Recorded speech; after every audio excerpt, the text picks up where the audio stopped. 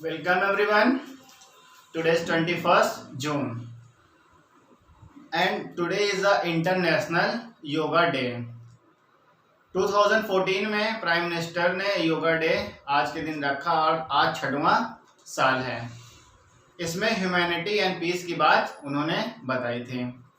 इससे जो योगा डे इसलिए भी किया गया है कि हम लोगों में जो यंग पॉपुलेशन वो सबसे ज़्यादा है पूरे वर्ल्ड में। अगर हम योगा करते हैं तो हम स्वस्थ रहेंगे, हमें बहुत से डिजीज़ों से हम बच जाएंगे। तो इसलिए उस 2014 से पहले भी लोग करते थे, लेकिन उस 2014 के बाद से लोग ज़्यादा अवेयर हो गए हैं योगा को लेकर, इसलिए लोग योगा करते हैं। एक छोटा सा मैसेज हमारा आपसे भी यही है कि आप भी डेली योगा करिए और फिट रहिए। Thank you. नाउ बात करते हैं आज के लेक्चर की। आज के लेक्चर में हमें डिस्कस करना है एसेंट ऑफ सैप और प्रेशर। इसमें जो प्रेशर्स वगैरह लगते हैं वाटर के ट्रांसपोर्ट में और फूड वगैरह में, जो भी जहां लग रहा है उसको हम डिस्कस करेंगे। तो कुछ 4 प्रेशर हैं और एसेंट ऑफ सैप हैं। क्लियर।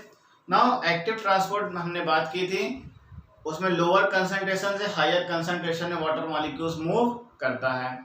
हायर कंसंट्रेशन में मूव करने पे लोअर से एनर्जी लगती थी। क्लियर। पर इस एक्टिव ट्रांसपोर्ट में वाटर और मिनरल्स का मूवमेंट होता है, पर यहाँ पे फोर्सेस लगते हैं कुछ। लेकिन क्वेश्चन हमने पूछा था कि एनर्जी कहाँ लगती है, वो एक्टिव ट्रांसपोर्ट में फोर्स वगैरह लगेगा, उसको हम अभी डिस्कस करेंगे तो और क्लियर हो जाएगा कि एसेंट ऑफ सैप में कैसे होता है। चलिए बात करते हैं। Ascent means translocation and sap means fluid. Fluid का ट्रांसलोकेशन होता है low concentration to a high concentration, low concentration to a high concentration. That means its function is against the gravity, gravity के अगेंस्ट ये भी काम कर रहा है। क्लियर। तो this is ascent of sap. The pressure which is applied on this, there are 4 main terms, that is called the cohesive, adhesive, root pressure and the transpiration pull.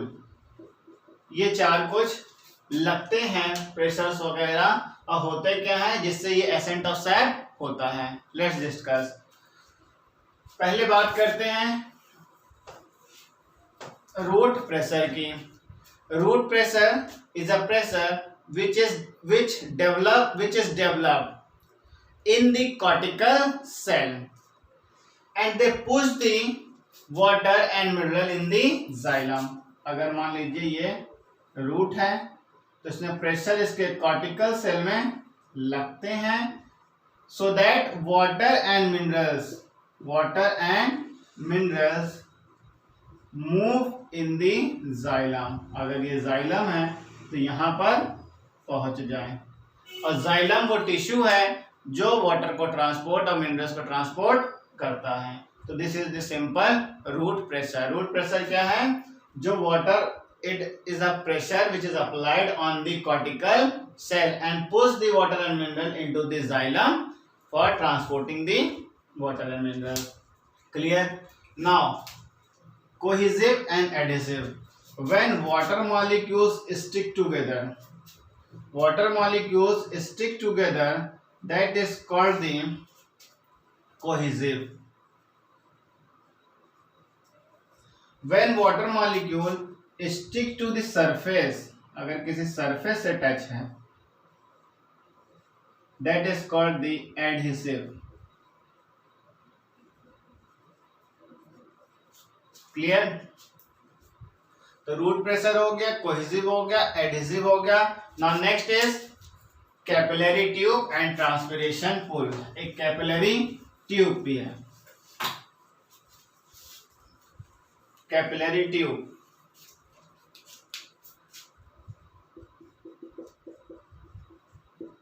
Capillary tube, capillary आप समझे रहे हैं, thin vessels होती हैं जिनके through water और minerals का transport होता है। अब ये मॉलिक्यूल सरफेस से नहीं है तो कोहेसिव हो गए, और सरफेस से अगर टच है तो एडहेसिव हो गए। Clear? And what is transpiration pull?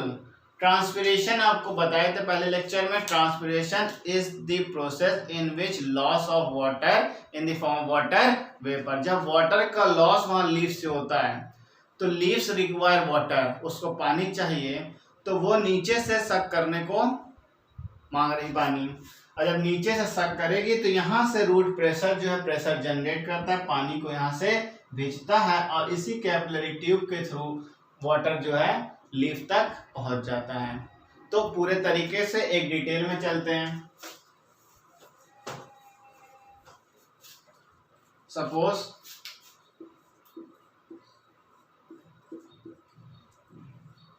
Plant,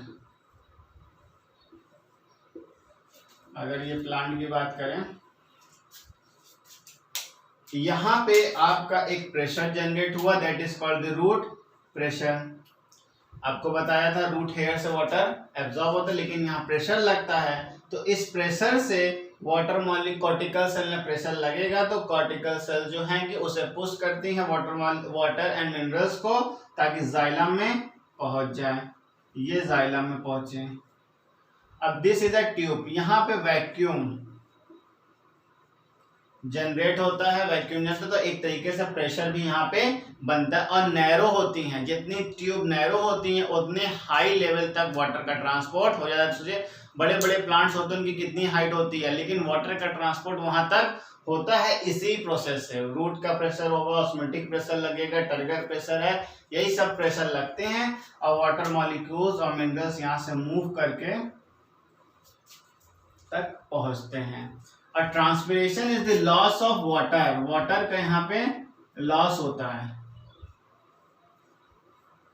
ये इवेपोरेट होते हैं इन the form of water vapour. A transpiration pull is also called the suction pull, मतलब सक करता है वाटर को।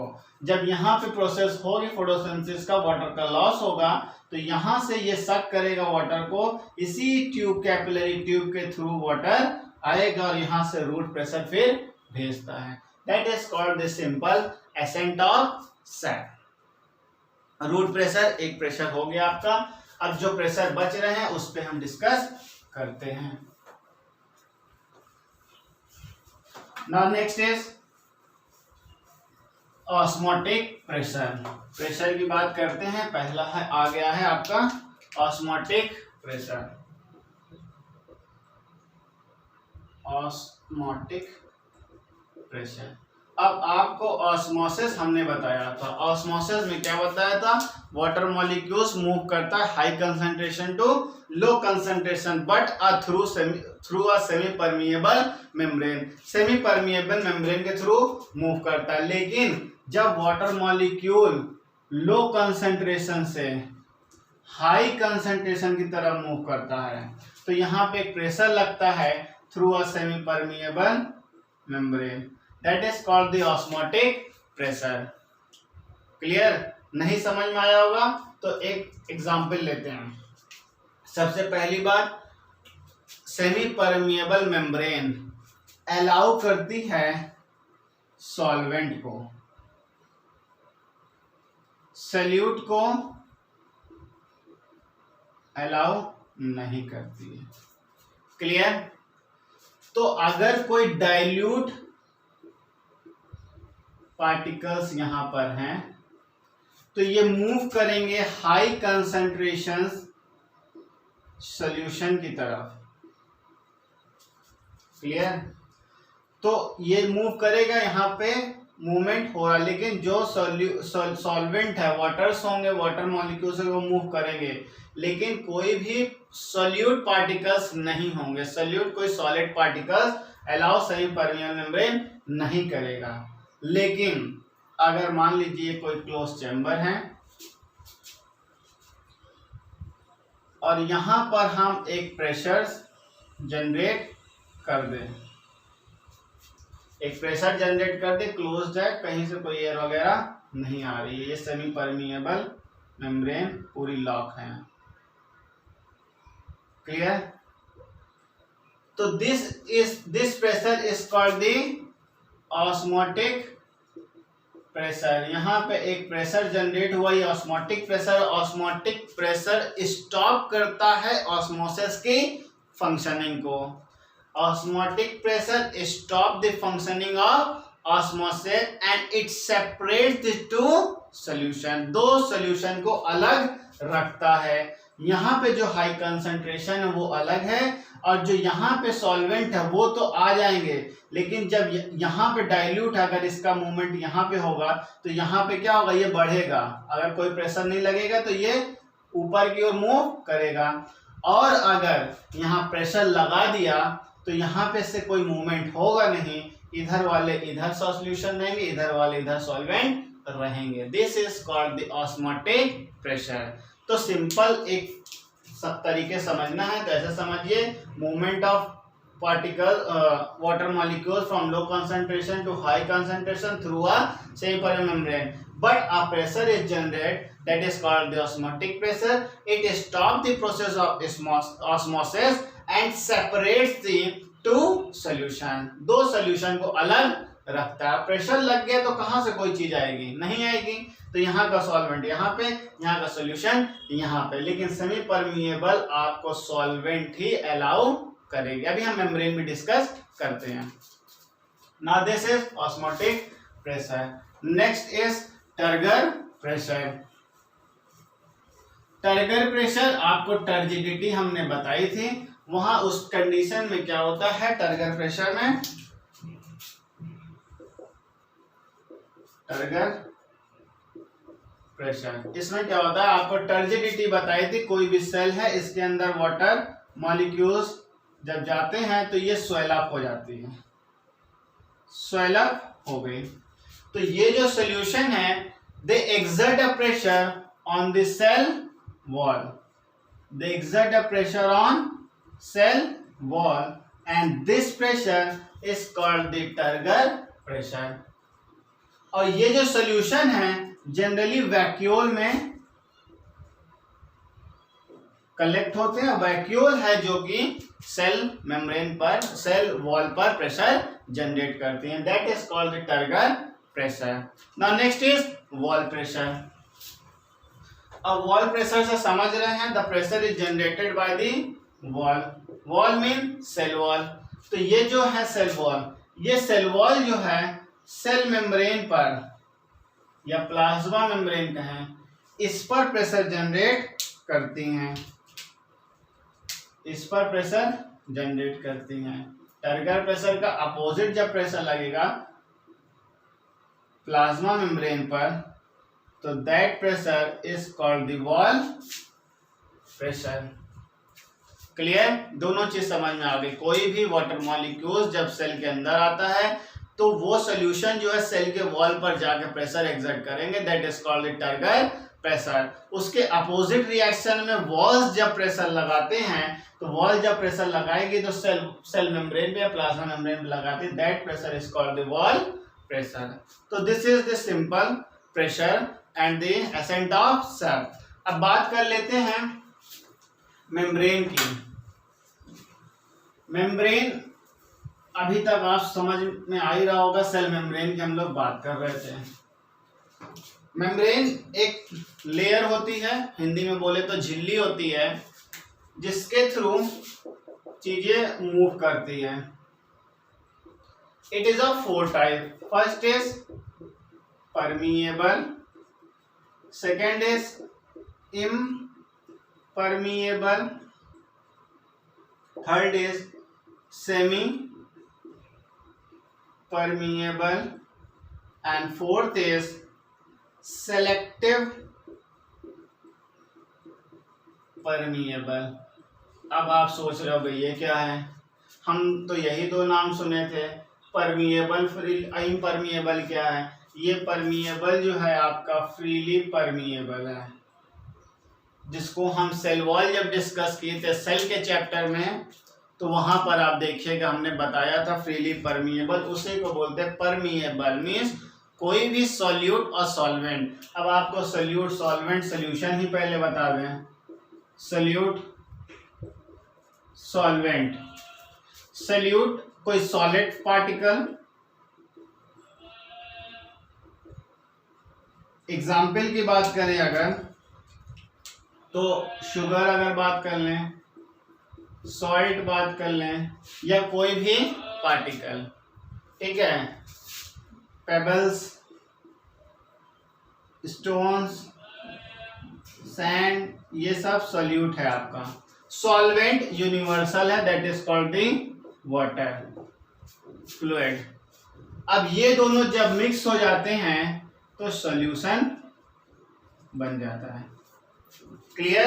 अब आपको सॉल्यूट सॉल्वेंट सॉल्यूशन तीनों पता चल गया। अब हम वर्ड यूज करेंगे जो भी आपको समझ में आ जाएगा। First is permeable. In permeable का मतलब परमिट कर रहा है क्या? दोनों, solute and solvent. It allow both the solvent and solute to enter the cell. Impermeable, not allow.